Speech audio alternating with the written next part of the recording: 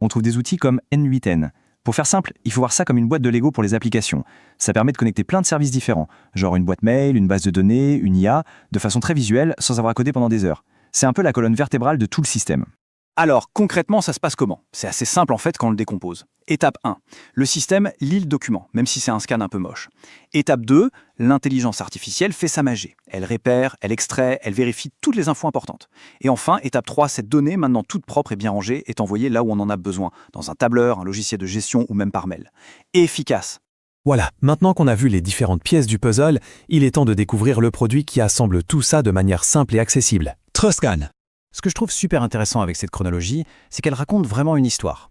Regardez bien, ils n'ont pas commencé par les fonctionnalités les plus tape à l'œil. Non, la toute première étape, la version 0.9.0, c'était le renforcement de la sécurité. La base, c'est la confiance.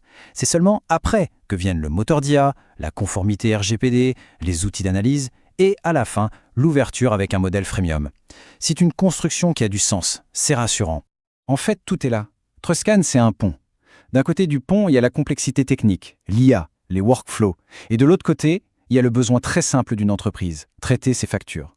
Eh bien, le produit se met au milieu. Il cache toute la complexité pour ne donner que la solution. C'est ça sa valeur.